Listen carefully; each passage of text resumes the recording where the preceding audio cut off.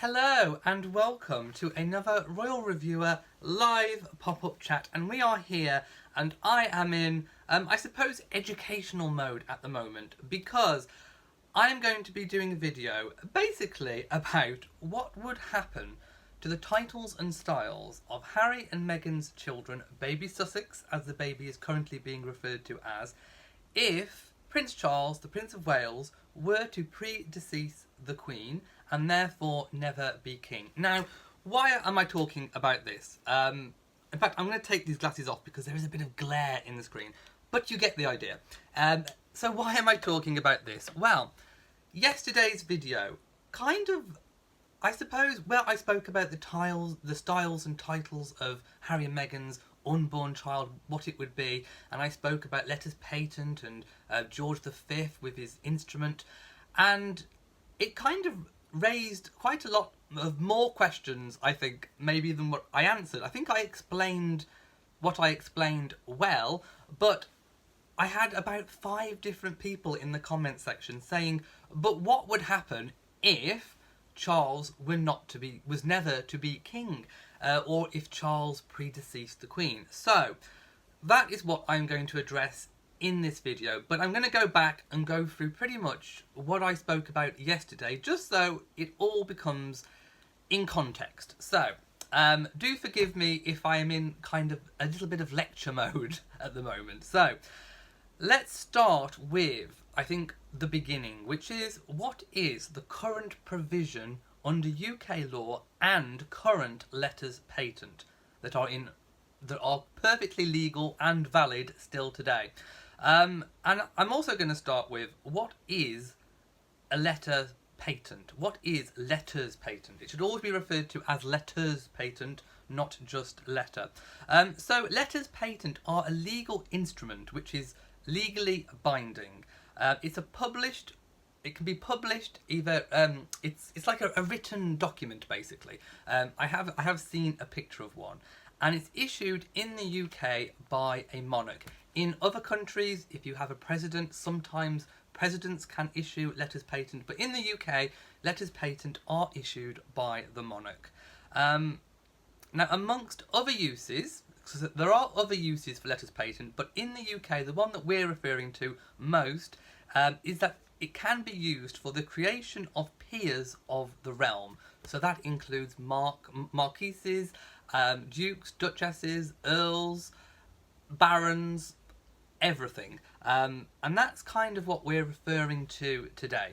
Now, in 1917, this is where our current provision comes from. It comes from King George V, who was the Queen's grandfather, and he made a declaration and issued letters patent with the purpose of limiting the HRHs and Prince and Princesses styles and titles to all children of the monarch's sons. So basically, it excluded the female line, which is why, for example, Princess Anne's children do not have titles. The Queen did offer to give them one, but Princess Anne said no. So the Queen did offer to change those letters patent, but that, of course, was refused. And it's also why the children of Princess Margaret didn't get HRH or Prince or Princess styles and titles. So let's go to the next little point which I've got on my list. I do have a whole, because it's really complicated, but hopefully I'm going to explain it really well to you.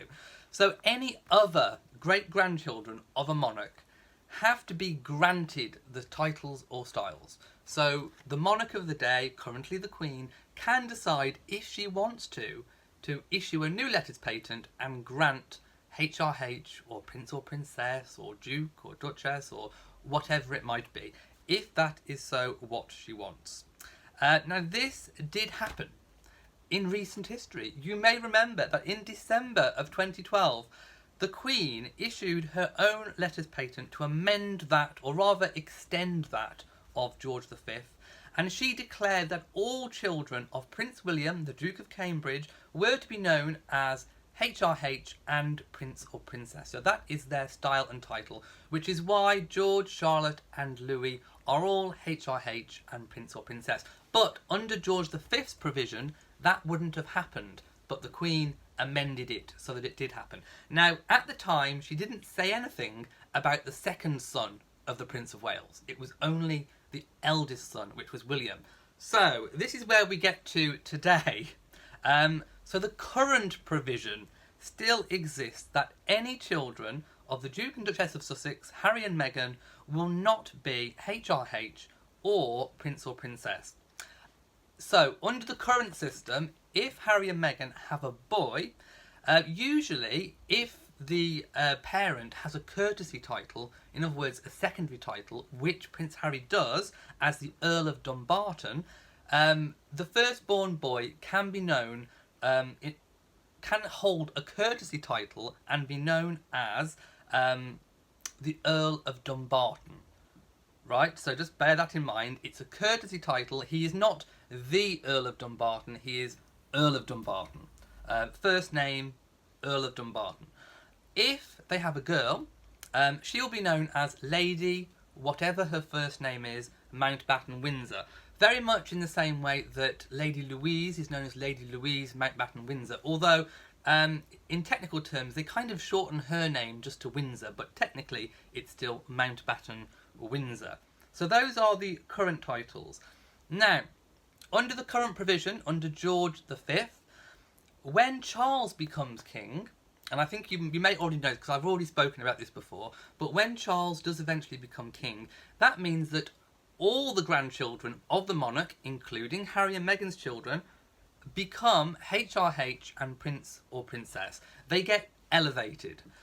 So really, it's only a matter of time. The Queen doesn't technically need to make any changes. It's only if she wants to make those changes. All it would do if the Queen made changes was just kind of bring forward the inevitable anyway.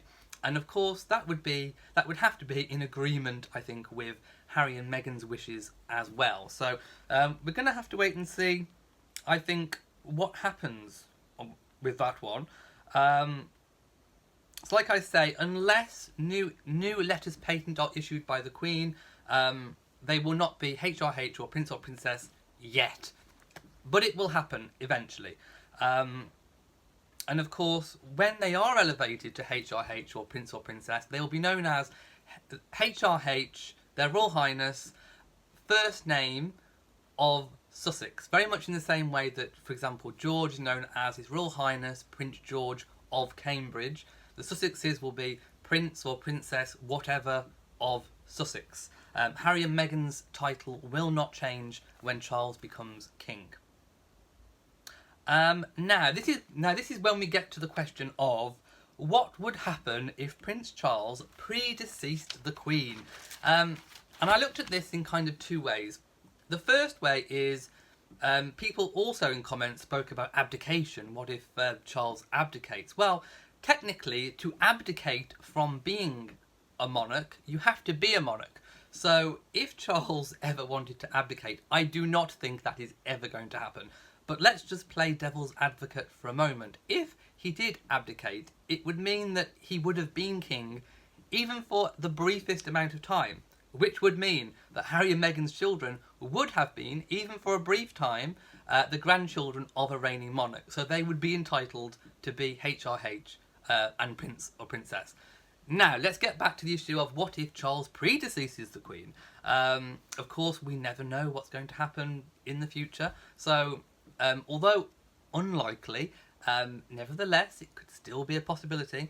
So technically, if that happened and basically the throne went to William after the Queen, the Sussex children would never have been grandchildren of a reigning monarch. Therefore, under George V and his declaration, they would not be HRH and they would not be Prince or Princess. However, William, as monarch, would have it within his own gift to issue his own letters patent, should he wish to, and he could make them princes and princesses and HRHs if he wanted to. However, again, that would have to be in agreement, I think, with Harry and Meghan too. They would have to want that for their children, and we don't know whether they do. They may be perfectly happy with their children remaining the Earl of Dumbarton or Lord whatever Mountbatten Windsor.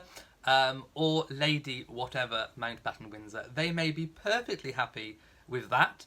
For all we know, that might be exactly what they want. Now, I'm just going to quickly go to the comment section and see what you all are saying. Because like I say, it is, styles and titles of the United Kingdom can be a bit tricky. And I hope that what I've done today is gone through the whole scenario so that there are no more questions about it. So if you do have a question, type it now and I will take a look and see. So hello to everyone in the chat room if I've obviously not been able to say hello to you because I've been talking. I'm not going to be talking about anything else in this video, just the topic of the video. There we go. People saying thank you for the clarification. You are more than welcome. That is what I am here for. I don't think anybody has any questions about the actual topic. So hopefully I've done a really good job and explained everything. Like I say, let me know. No, I haven't watched the documentary about Meghan and Catherine. It is on my list of things to do, but I'm not very hopeful for it being accurate. Let's put it that way. Palmer Lee Stevens says, Elliot, your explanations are very clear. Thank you so much. Jamie, my moderator, HM the King, says, Harry and Meghan have stressed that they want their kids to be raised as normal as possible. So I imagine if the scenario played where it were straight to William, and I've just lost the question, hang on, they would want the titles, for their children. Or do you mean wouldn't? Again, it is completely personal choice for them. And like I said, I'm sure William would be happy to do whatever they wished to do with regards to that, whatever they feel is best for their children. Also, as we know, Lady Louise Windsor and James Viscount Severn, as descendants of the Queen through the male line, as grandchildren of the Queen, are technically entitled to be HRH and Prince or Princess, because they're through the male line. It was only because the Earl and Countess of Wessex decided with the Queen that they didn't want their children to have those styles and titles, but in UK law, they are still entitled to that. So when they get to a certain age where they can make that decision for themselves, they could choose to style themselves, or rather activate their birthright of HRH or Prince or Princess of Wessex, as it would be for them. Leah says, wish I had you for a teacher. You could help with your autistic spectrum brain. I have lots of experience with people on the autistic spectrum. I did work in a special educational needs school, so I most certainly could help. Jamie says, is Viscount Severn one of Edward's secondary titles then? It is indeed, which is why he is known as James Viscount Severn. Not the Viscount Severn, James Viscount Severn, as a courtesy title. Sonia says, didn't the Queen change it only going through the male line? If you're referring to when George was born, obviously they didn't know whether George was going to be a male or a female, so they changed the law of succession to the crown, to the throne, which meant that, for example, if George had been born a girl, if a boy came along later, the boy couldn't overtake the girl in the line of succession, take her place. That was changed only for the line of succession to the crown, which means that a girl isn't at a disadvantage just because she's a girl being born first, which I think was right and proper to make that change. All of the Commonwealth countries agreed to that change.